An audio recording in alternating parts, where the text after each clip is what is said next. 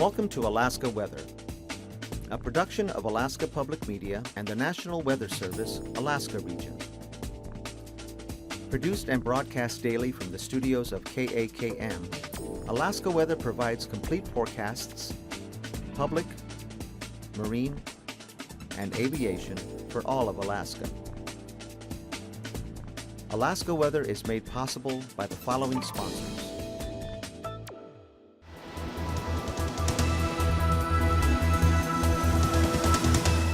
The National Weather Service.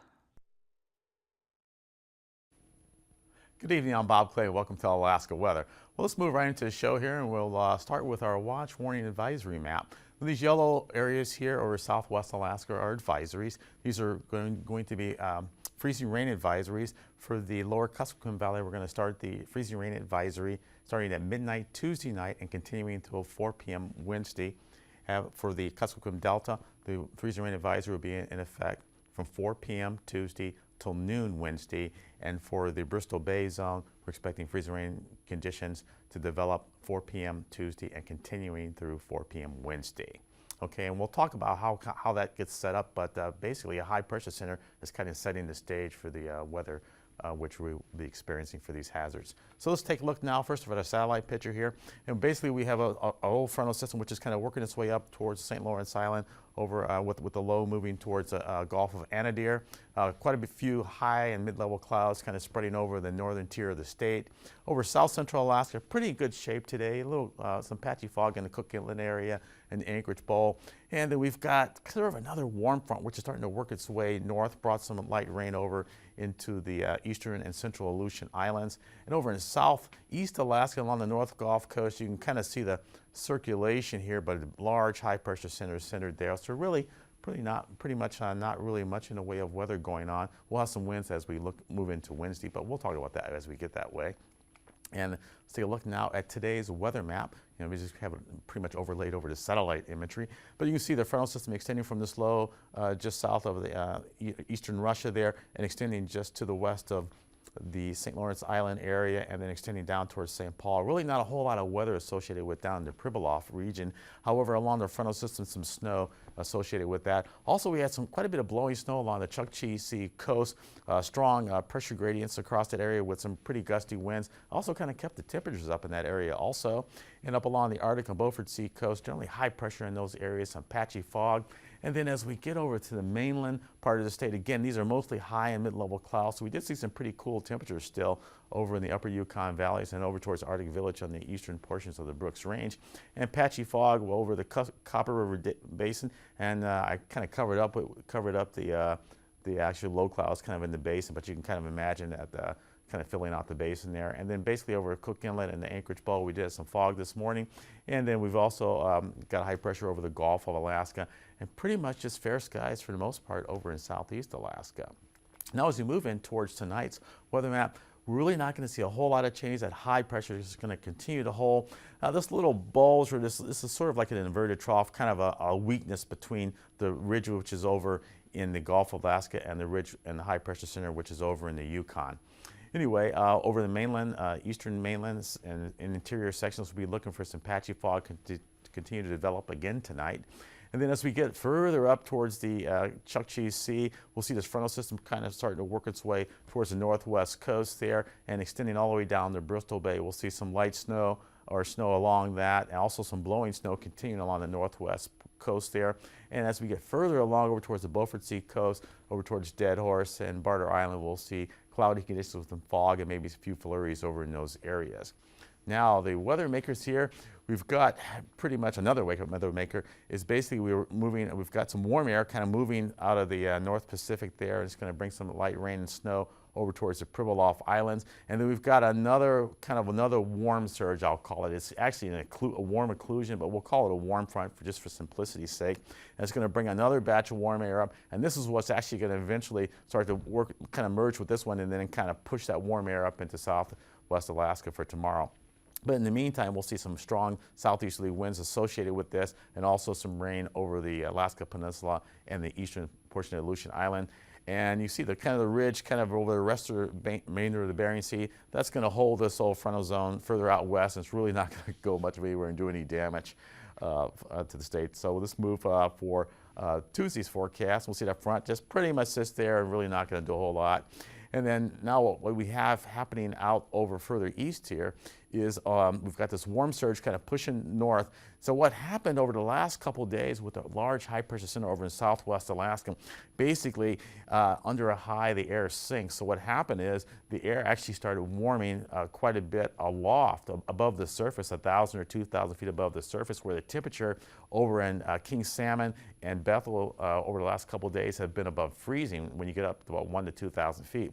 So what happens is that we start pushing this moisture in with this frontal system working its way up.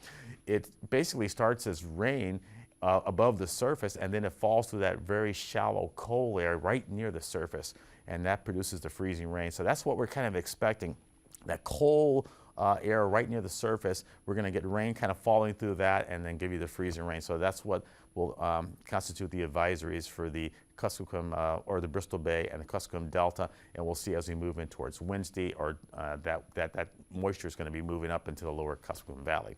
But until then, generally cloudy over western interior of the state. We're going to continue to see flurries and light snow up along the Arctic coast, Beaufort Sea coast. High pressure is going to remain kind of over the central interior sections over the Gulf of Alaska and produce basically fair skies, but we will see areas of fog, particularly during the night and morning hours, and then probably breaking out some as we get into the afternoon hours with what little heating we do get during the day.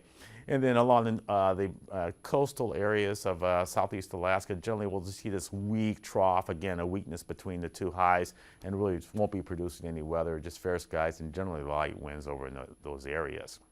And now for Wednesday's forecast. And Wednesday, basically, high pressure, okay, continuing. However, what we're going to start to see is, and I'm not, the gradient's going to get a little bit stronger with time, and so we're going to start to see some pretty gusty outflow winds developing on Wednesday over in southeast Alaska. So we will see some, gusts, 30 to 45 miles per hour in places, so just be aware that will be starting to develop. And this frontal system up north now is going to start to shift off to the east. Now, I have a lot clearer conditions around it. There'll probably be a lot more clouds cover along the immediate coast, so it's probably going to be, I would say, mostly cloudy rather than clear, which I'm depicting there. But we will see some strong westerly winds kind of developing on the backside of that frontal system there. Now, further off to the west there, we see, I'm still calling it a warm front. It's going to be bringing some warm air up, and again, we're going to be pushing that moisture over that cold surface air, and we'll be dropping that rain through there. So look for that freezing rain potential to move up into the lower Kuskokwim Valley as we go in towards Wednesday. And then we have yet another frontal system continuing to, kind of in the same stream, just continue with warm air over most of the eastern Bering Sea and continue with rain and windy conditions over in those areas. Well, that concludes that part, at least of the maps there. And let's take a look now at what we had for temperatures this afternoon. And you can see the warm temperatures, 30s, 40s over the Alaska Peninsula. You can see the colder air once you get into the interior sections of the coastal zones there. Pretty cold temperatures still in there. We've basically some minus teens up in the upper Yukon, or I should say the upper portion of the Kuskokwim Valley. Minus teens for the most part in the Cobb River Basin, also in the Tanana Valley. As you get out towards the upper Yukon Valley, some minus 20s over in that area, and then some minus 20s up towards the Arctic Village. Now you see we get the warmer temperatures. There's some kind of windy conditions, and also moving the cloud cover in up in the as you get up towards the western portion of the Brooks Range and along the Arctic coast there. So the warmer temperatures there rather than those cool, really cold temperatures in the eastern portion of the interior. Now, moving, well, let's see, afternoon temperatures again. So we did that again. So now let's move what we're expecting for tonight's temperatures. Generally 30s along the Aleutians, Alaska Peninsula, Pribilof Islands. We'll see some single digits to minus single digits over in southwest Alaska. And as you get over into the interior sections up in the Tanana Valley and also in the upper Yukon Valley, you see some minus 20s to minus 30s. And also along the Brooks Range, probably single digits to teens. Over the eastern portion of the Brooks Range, however, we'll still see some cold temperatures, minus 16 to minus 20 below over towards Arctic Village. And generally teens to single digits along the Arctic Beaufort Sea coast. And then as you get over towards Wainwright, we're looking for temperatures to still remain pretty warm in the 20s for the most part, with those windy conditions just in advance of that frontal system kind of moving in. And for tomorrow's highs, And generally, we're going to be looking for 30s to 40s over the Aleutians, and we'll see some 20s as we get over to southwest Alaska. We'll see some cold temperatures continuing in minus 20s over the upper Yukon valleys, warmer temperatures continuing along the northwestern portion of the state there with gusty winds in those areas. And I kind of covered up southeast Alaska on the lows, but generally for the highs, the southeast are going to be 30s and some 20-degree readings in those areas with 19 up towards White Pass or so. Okay, now let's see what we're going to be looking for flying weather for tomorrow. Well, as you'd expect, well, to start here, there'll be a few patches of IFR in the interior section, which I didn't depict here with the ice fog and fog. I do have some fog over in the Cook Inlet area, Anchorage Bowl, and probably over portions of the Matanuska Valley tomorrow. And then let me move over a little bit here. The main action, or at least as far as the marginal VFI or IFR conditions go, will be with that warm surge of air and those frontal systems kind of moving up over the eastern Bering Sea and along the western and northern slopes of the state here. So generally widespread IFR associated with that. And I just have an area bounded with marginal VFR. And let's take a look now at what we're expecting for our past conditions. Okay, so we'll start at Anaktuvuk, and we're generally going to be looking for marginal VFR to IFR conditions with those kind of upslope flow in that area. We'll be looking at again, a marginal VFR expected for tomorrow. As we go to Lake Clark and Merrill, generally I think we're going to be VFR, but during the morning hours and early afternoons, and if that fog does develop over Cook Inlet on the eastern approaches, you will probably see some marginal VFR to IFR conditions. Now, as we get up towards Rainy Pass, look for VFR conditions, Windy Pass as well. As we get along Isabel and Montasta, VFR conditions there, as well as Tanita. Portage could be a little interesting for tomorrow. I think that's going to be generally VFR conditions, but if we get any fog or strats, which may kind of creep into the inlet a little or to the arm, we may see some spotty IFR conditions, but I think it would be short-lived if it did develop. And Chilkoot and White Pass, look for VFR conditions. Okay, now let's look for our freezing levels around the state. And you can see here generally up to 2,000 feet along the coastal areas. Where it gets kind of interesting is you can see the temperatures below freezing. These are the morning freezing levels below freezing near the surface, but you can see that warm air aloft over in southwest Alaska, and that's what's going to give us the potential for freezing rain for tomorrow.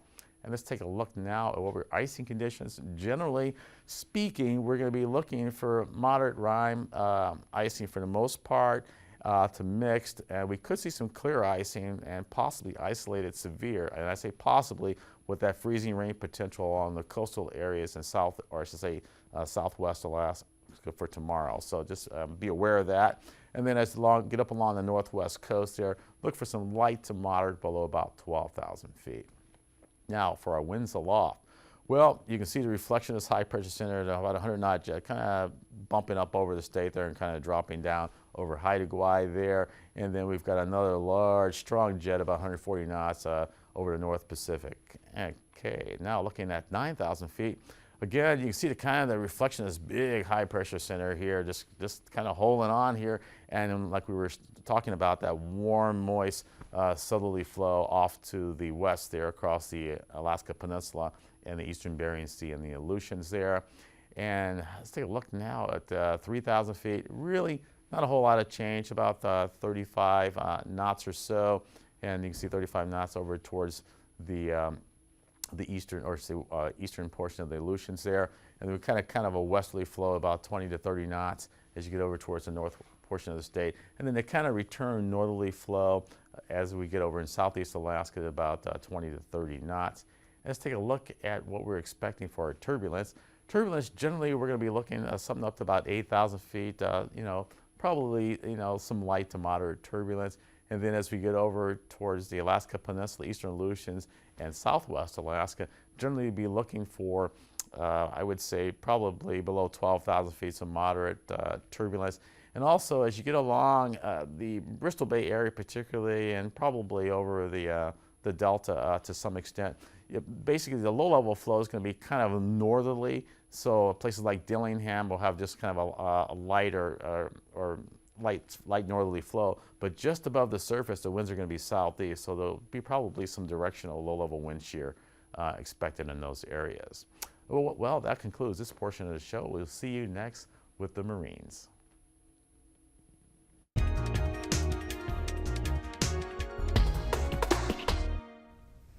Good evening, everyone. My name is Ed Cornfield.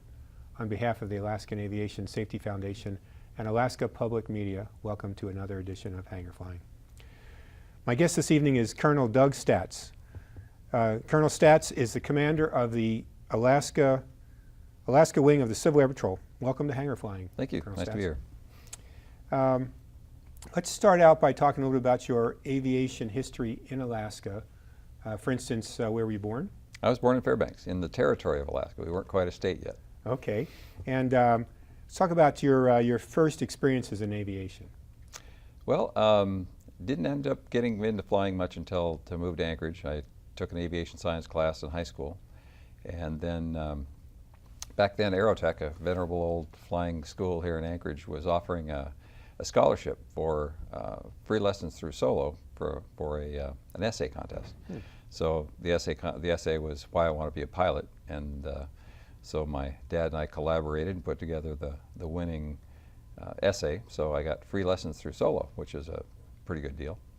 And then shortly after that, my dad purchased his first airplane to learn to fly himself. And then I finished up my private in a Cherokee 180, which, as I'd mentioned to you before the show, I got my license about 3 years before he did. We were on our third airplane by the time he actually got his license. So until that point, anytime the family wanted to go flying, I had to be in the left seat. So you were the family chauffeur of sorts. Exactly. So I had a pretty good deal in high school. I had an airplane and a credit card. So that's a pretty good combination to have as just a high school kid with a pilot's license. For Alaska, absolutely. So your involvement, let's jump forward a little bit and tell me about your involvement with CAP. How did you get started? Well, I joined in 2000. My father had been a CAP member before that, but when he passed away, I thought it was a good thing to continue. I certainly was interested in keeping the basic mission of CAP, or at least as most Alaskans know it, the search and rescue part, alive. It was a way to be able to fly. I didn't have an airplane at that time. It was a way to be able to fly some good airplanes at a relatively low cost and still provide a community service. As I tell people, I joined to go out and find people that needed to be found, and that's what I started out doing in CAP. And I was lucky in 2003, I actually was on what started out as an ELT mission, which are 95% roughly false alarms, but started out with a mission on an ELT search out in the Squentin area, and actually ended up finding a couple of guys that really needed to be found. It was really satisfying to fly over that scene of that crash, and the guy was jumping up and down and waving his arms, and he was obviously very happy to see us. So that was very satisfying. Oh, good. And that's why I joined, and that's what a lot of people join to do. So let's talk a little bit about the mission of the Civil Air Patrol. What is their mission? Besides, well, in addition to search and rescue, but also we can talk about that. Well, the Civil Air Patrol has three missions. They call it the three blades of the prop. That's our insignia. The one that most Alaskans know us for is the search and rescue, because it's a big part of CAP in Alaska. We also have what's called cadet programs, which is for young people age 12 to 21. You can join from age 12 to age 18. And then you become, if you want to keep on in CAP after that, you can join into the CAP, what they call senior ranks, as young as 18 or as old as 21. That's a really big part of CAP. It gives young people some structure, gives them some leadership instruction, but also teamwork, which is a big part of the CAP cadet program. So it gives them some good life experience, and roughly 10% of the inductees at the Air Force Academy every year are CAP cadets. So it's a great way to get a little bit of an in towards the military academies. They really appreciate the training that CAP cadets get. Right, they do have a great aviation program for the cadets to learn to fly and get some experience in the flying gliders as well as powered planes. That's right, and you're heavily involved in the glider program. The Glider Academy at Clear this year flew right around 300 flights in three gliders. We're way up there in the nation as far as our glider program, which is pretty amazing because our glider flying atmosphere is really not all that good. But it's the Civil Air Patrol members, particularly the folks in the Fairbanks area, really push hard to get the cadets in the gliders, and the cadets really enjoy that. And then as a cadet, you're also entitled to cadet orientation flights. And so they get up both flying in the front and the back, in the front right seat and in the back. They get several orientation flights, and they really get it keeps them motivated because they know they can get out and fly in a real airplane. So it's a good program. Well, and the other is aerospace education, which is where we go out both internally, as in with the cadets, and externally with schools particularly, to educate them in aerospace issues, both aircraft and space programs. Okay, well, good. Well, we're just about out of time. I think what I'll do is have you back in the next show. We'll talk a little bit about the statistics for the CAP, you know, some of the, how many flights, and you mentioned the glider flights, and also how many hours you put on, maybe some of the searches. We'll talk a little bit about that. So anyway, you'll come back next week, I hope, for the next show. Folks, thank you very much for watching Hangar Flying, and fly safe out there.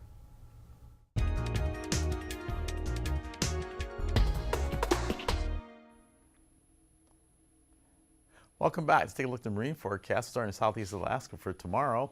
And we look for inside waters, look for northerly winds 15 knots with 3-foot seas. Lincoln Island Glacier Bay, northerly winds 20 knots and 6-foot seas. And the outside waters, look for generally northwesterly flow. We look about 15 knots with seas, generally running about 4 feet or so. As we move in towards Wednesday's forecast, really not much change in the outside waters, a little bit higher sea state, about 5 feet or so, but that's pretty much about it.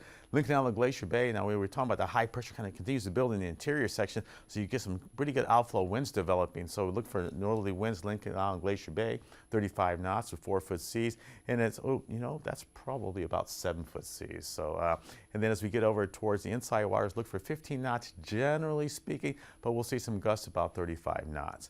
As we move in towards Tuesday's forecast for the western Gulf, we'll start over with waters towards Kodiak Island. Look for southeasterly winds 20 knots with 9-foot seas.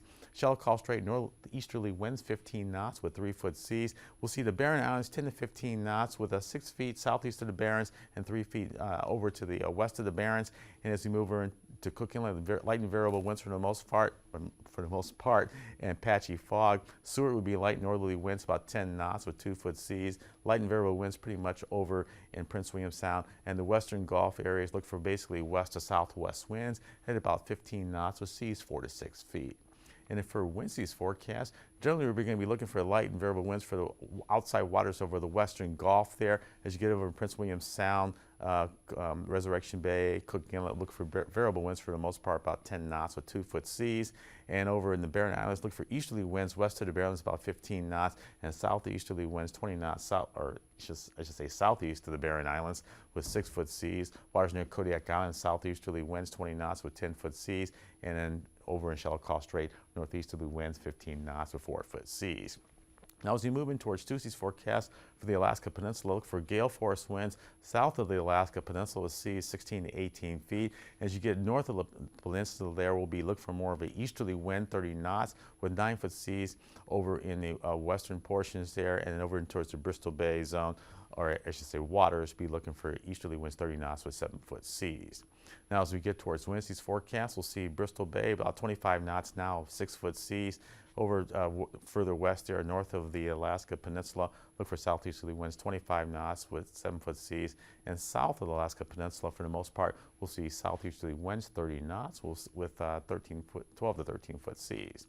Now for the Aleutian Islands here, boy, we've got wind barbs all over the place.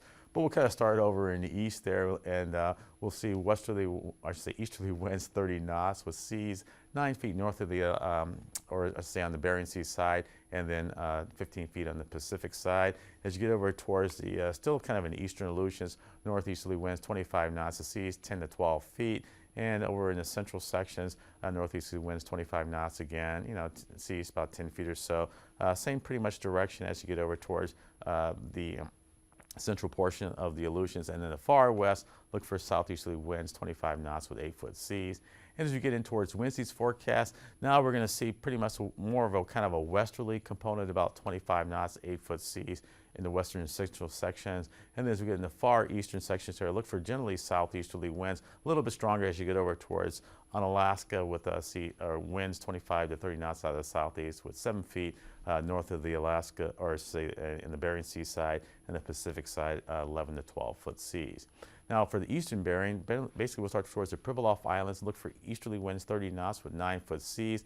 Also the waters south of Nunivak Island will be easterly winds 35 knots with 9-foot seas, and to the north of Nunivak Island, look for easterly winds 25 knots with 7-foot seas. The St. Matthew Island waters, northeasterly winds 25 knots with 10-foot seas. As you get up towards St. Lawrence Island, southeasterly winds 25 knots with 10-foot seas. And it's pretty much strong easterly winds most places, gale force winds over St. Matthew or St. Lawrence Island, as well as south of Nunivak Island, and the waters also near St. Matthew Island, 14-foot seas in those areas, and Pribilof Island southeasterly winds 25 knots with 10-foot seas. We also Cape Thompson, look for southerly winds 30 knots, pretty much all along the kind of the western coast there. And as you get up towards Barrow, as you get over towards the Beaufort Sea, however, look for southeasterly winds or southwesterly winds 20 knots. As we get in towards Wednesday, it's basically westerly winds 30 knots over most of the Arctic and Beaufort Sea coast there. Wales to Cape Thompson will be easterly winds about 20 knots. Do a quick wrap up around the state. We've got a lot of moisture kind of moving into northwest Alaska, some snow and some blowing snow up on the northwest coast. Warm surge of air kind of moving in towards the Bristol Bay and also along the Alaska Peninsula. And that's going to produce some freezing rain potential with some cold air near the surface over into the southwest Alaska tomorrow. Rain along the Alaska Peninsula. High pressure continues over the interior sections. And we'll see that warm, moist air kind of continue to move north and bring some more freezing rain potential. That's about all for tonight. Good night. These forecasts are to be used for planning purposes only. Call 1-800-WX-BRIEF for a formal pre-flight briefing. Always file a flight plan before you go flying. The U.S. Coast Guard Auxiliary urges you to leave a float plan with a friend or the harbor master before you go boating. Alaska Weather is made possible by the following sponsors.